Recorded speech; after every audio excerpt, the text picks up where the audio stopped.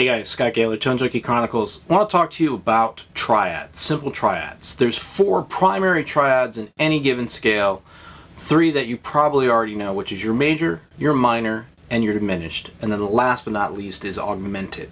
So let's talk about a major. Major is 1, 3, and 5. Pretty simple. It's the 1, 3, and 5 of the major scale. Minor is 1, flat 3, 5. So you're flatting the third. Basically, in this whole exercise, what we're going to go over is you're stacking thirds. Diminished is taking 2 minor thirds stacked, and augmented is taking 2 major thirds stacked. So augmented has the sharp 5, and then diminished is flat 3, flat 5. So overall, this is pretty simple, and this is piggybacking off what I went over. I posted a G major scale breakdown, something I use quite a bit with my students, and something that I actually use to relax and meditate with, where I'll write out stuff. And a good friend of mine, Richard Katz, pointed out that my sloppy handwriting led to a mistake on one of the chords, so I changed it and updated it. But I really wanted to talk about how this adapts and how this works. So kind of going into this, it's pretty simple. You're taking triads. So if we take a major triad, E major third, excuse me. We're going to take a major third. We're going to stack on top of a minor third. That's going to be your major chord, or your major triad, excuse me. So you're just taking that major third, putting on top of that minor third. Okay, now to do the same thing, and again we'll use E as our jump off point. All I'm going to do is flat this third, so I've got a minor third now, right, to a major third. So now I've got minor, so happy, sad. And you can think of it, I know I have players who think of it in terms of colors and students who think of it in terms of colors and whatever, but this is, again, major, minor. And all we're doing is taking this major third and stacking it on top of a minor third. We're taking a minor third and stacking it on top of a major third. Now what is a major third? What is a minor third? And it's hearing those intervals. It's going to help you become a more melodic player, see the structures that happen with inside the chords. Now to take this a step further, well, what if I want to do diminished? Well, diminished is simple. It's minor third on top of minor third. Very ominous. It doesn't want to resolve. And I'm adding the low E in here because it's fun. Also, I always forget to do this. If you're playing along at home, I'm in E flat, so that might screw you up a little bit at first. I'm tuned down a half step. Okay? So minor third on top of minor third. Augmented is simple. It's major third on top of major third. Also doesn't really have a resolve in the purest sense. So if we play them all off of E, you've got major, minor, diminished, and then you've got augmented. And those are your, that's it. That's the 4 food groups of triads. And off of that, you can build other things. So if we take C major, right, but we want to add a 7th, which in that case would be B, simple chord. It's a major 7th. And you can do that across the board with different things. So if you go back to that post, I think I did it on both Facebook and Instagram. It's a scale format that I write out by hand. I have a hand stamp, like a rubber stamp that you stamp chord shapes in. And I should probably do a nice, pretty version of this, but I haven't. So how does this apply to the scale? Well, simple. If you're using G major, and you know that it is, the chord structure in that is major, minor, minor, major, major, minor, diminished, you can build your chord structure. So, right? So you've got G major, A minor, and the thing is, if you look at the scale, you can see the shapes as they go together. So major, minor, and I'm sorry, I always have a hard time talking and playing, and my students who work with me on a regular basis always laugh at me for this. But so there's your major, there's your minor, minor, and you keep building up all the way through, and it builds up through the scale. When you have your diminished, like, you can do so much cool stuff with it as you see your shape. So you start seeing, we'll use the D and G string in the G major scale. So you've got minor third, major third, minor third, minor third, major third, major third, minor third, minor third, major third, minor third, minor third, and then I run out of room. It's so much fun because you can start seeing stuff across the board. Let's look at D and A, or A and D, excuse me. Major third, minor third, all those kind of like.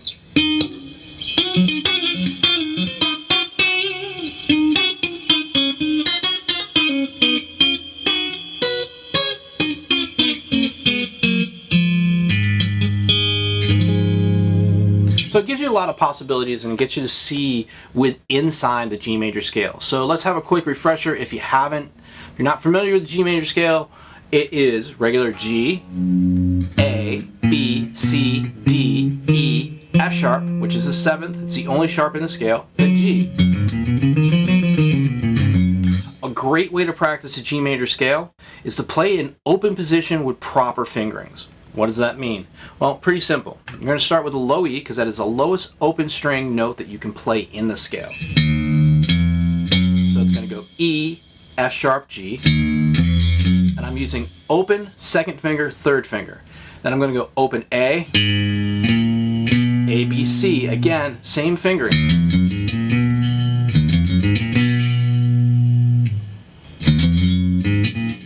Okay, nice and easy. Now you're going to go to D, which is going to be D, E, F sharp.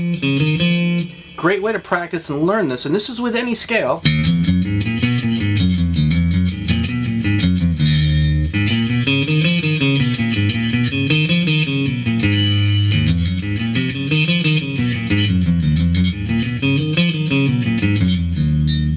You want to get in the habit of proper fingering.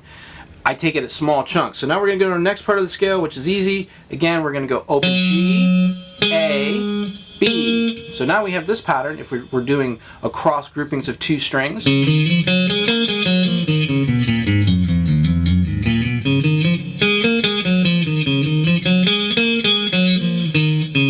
Now see, now it gets tricky. So you may decide to play this B or not play this B because your next string is open B. So now you have.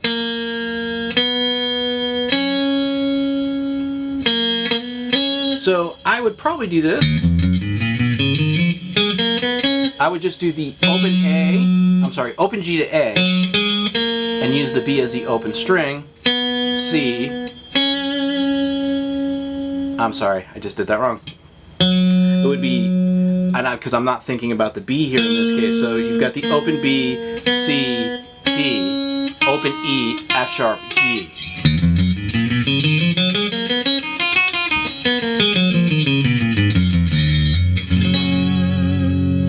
And that's just to get your hands moving together.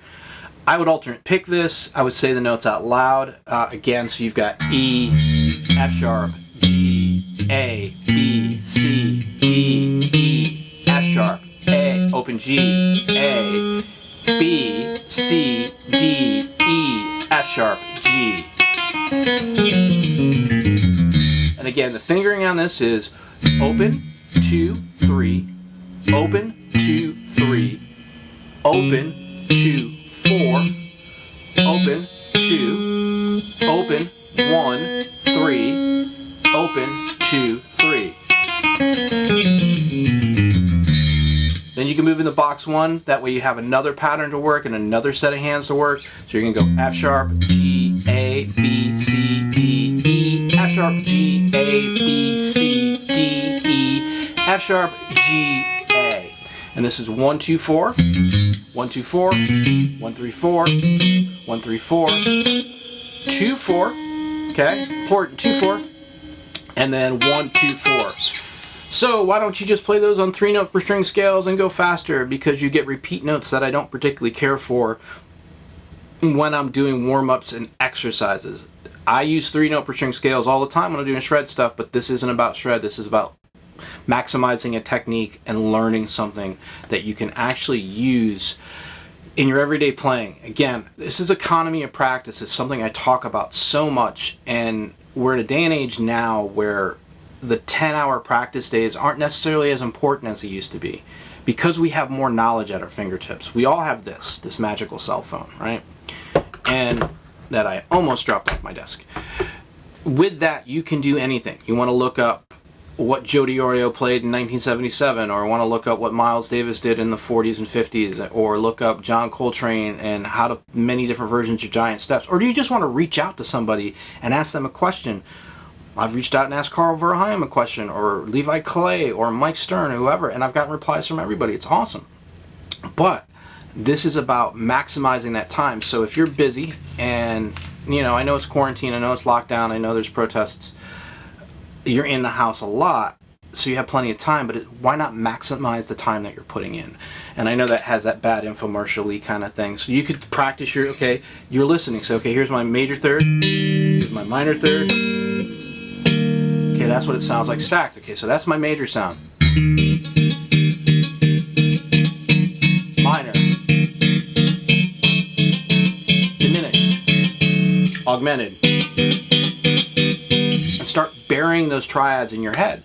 And then later on, as you're working through, say, triad arpeggios, you know, major, minor, minor again, major, major, diminished, and all those different things, you can start to hear them and make them more functional. So again, this started out as a triad thing. This kind of breaks down different parts of that sheet that I printed, posted, I should say. And again, this is all off the cuff Sunday morning for me. I don't know what time it is. It's actually 3. I've actually been up. Just have fun with it. Enjoy it. If you got questions, hit them down below. Tell your friends about it. And enjoy your free Sunday lesson. Work hard, practice, be nice to each other, man. Take a second to be nice to each other. I know times are pretty crazy, and it's important just to be cool and take a minute and reach out to people. I've been reaching out to my friends, and I gotta say, man, the love from my friends coming back has been amazing. I've gotten so many great texts and emails lately. It's kind of crazy. And for anybody's asking, I'm okay. I'm great. I'm not kind of curious on why people think things are kind of weird. I know I'm in Palm Beach County, but I'm also smart enough not to venture out into the bullshit. So, again, have some fun.